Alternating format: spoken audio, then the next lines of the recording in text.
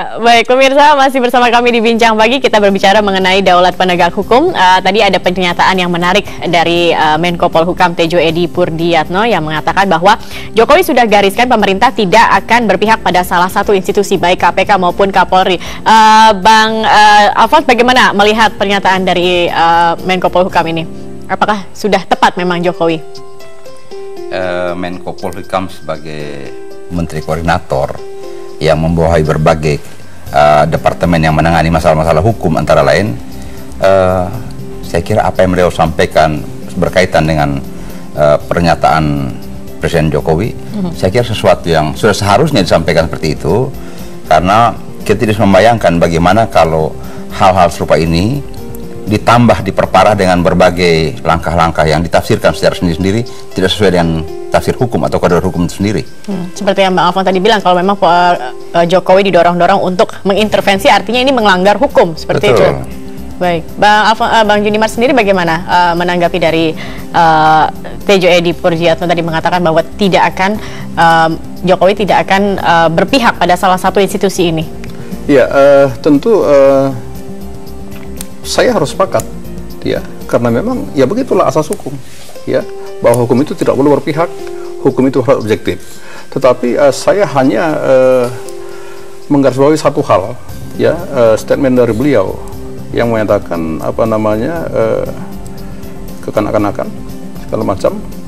Tentu ini menjadi apa namanya perbincangan, ya, yang semestinya beliau sebagai Menko, ya, menyampaikan harus secara cerdas dan komunikatif, ya, mengenai ini, biar masyarakat juga tidak terprovokasi karena statement yang betul-betul menurut saya tidak menimbulkan kekondusifan.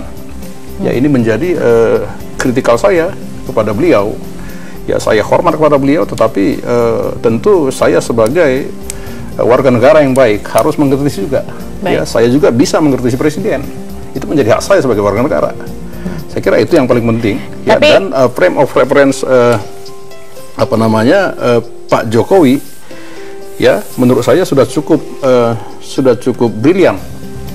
Ya, tidak ada yang perlu dipertanyakan di sini. Baik, tapi Bang Alfons, kalau kita lihat kemarin juga Jokowi sempat mengatakan bahwa keduanya harus saling berkomunikasi, dan sebenarnya keduanya juga sudah dipanggil kemarin ke istana oleh Presiden Joko Widodo, dan kalau tidak salah saya juga baca di sebuah media sudah dimarahi tanda kutip seperti dua-duanya. Tapi kita lihat setelah pemanggilan dan hingga sekarang tampaknya kita belum melihat ada tensi yang turun dari keduanya ini.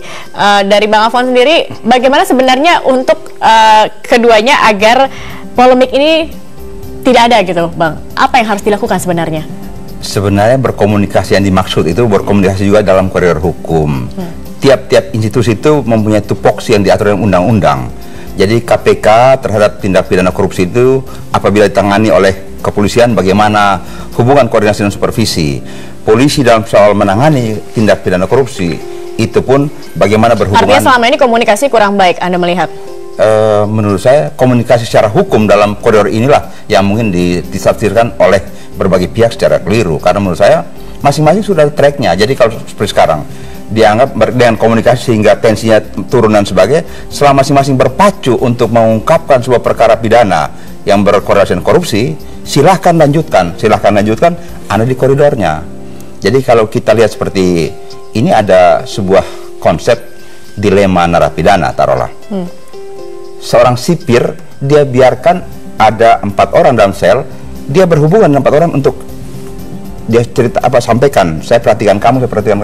Nah, keempat orang ini masing-masing melapor kepada sipir, sehingga sipir itu tidur nyenyak. Nah, seorang presiden kerjakan sesuai hukum, koordinasikan. Kan koridor hukumnya jelas. Nah, dengan demikian kalau polisi mengungkapkan sebuah perkara korupsi atau perkara pidana berkaitan dengan oknum di KPK, demikian juga KPK mencoba mengungkapkan, silahkan saja, karena hal ini akan menguntungkan capaian penegakan hukum di negara ini.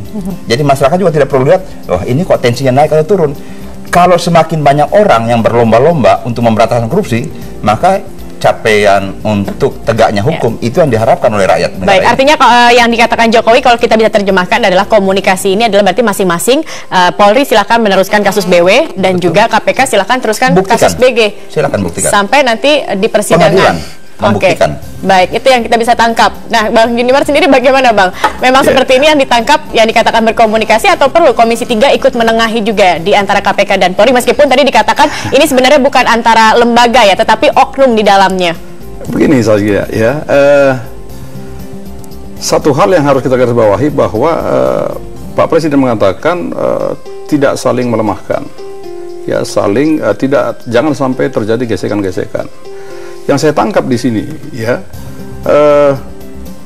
jangan antara satu institusi dengan institusi lain itu saling melemahkan.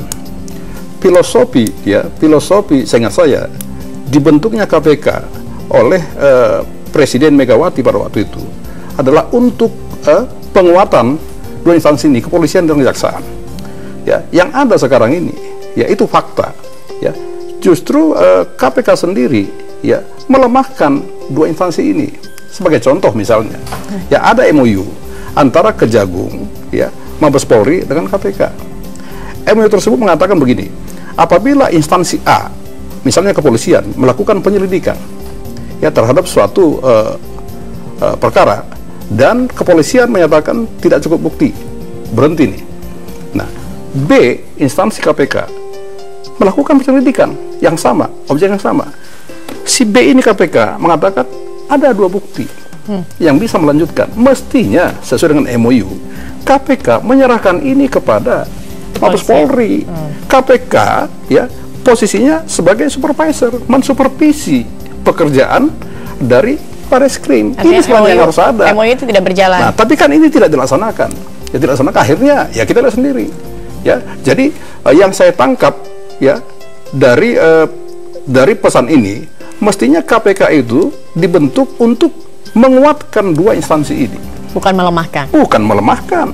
Bukan mengambil pekerjaan yang sudah dikerjakan dan dikerjakan sendiri. Baik. Dia harus serahkan itu kepada Bareskrim. Kalau begitu apa tindakan dari Komisi 3 untuk paling tidak menangani atau menengahi dari konflik ini? Ya, kami tidak akan menengahi, tetapi kami sesuai dengan fungsi kami, fungsi pengawasan, ya akan mengundang KPK.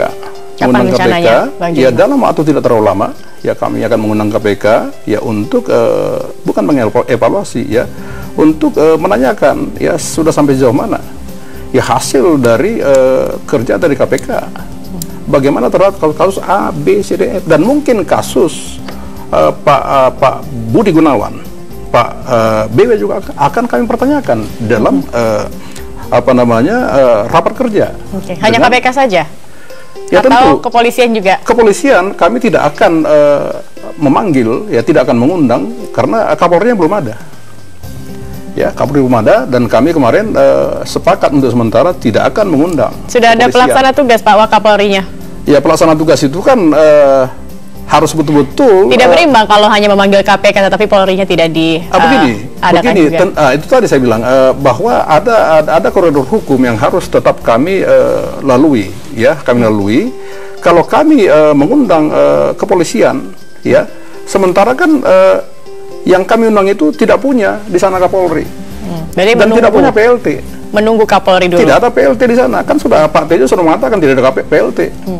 Ya kan, jadi sementara kami akan menunda untuk memanggil kepolisian dalam Kapolri karena belum ada, dan kami hanya merencanakan mengundang KPK dalam waktu yang tidak terlalu lama. Baik, Bang Alfon, tadi yang menarik juga Bang Alfon katakan tetap diteruskan proses hukum keduanya ini, tetapi yang kita khawatirkan justru nanti apakah tidak akan terjadi gesekan kembali antara dua institusi ini, dan juga sebenarnya bagaimana pembenahan untuk keduanya, Bang Alfon. Nanti dijawabnya setelah jeda berikut ini. Kami akan kembali, pemirsa tetap bersama kami di Bincang Pagi.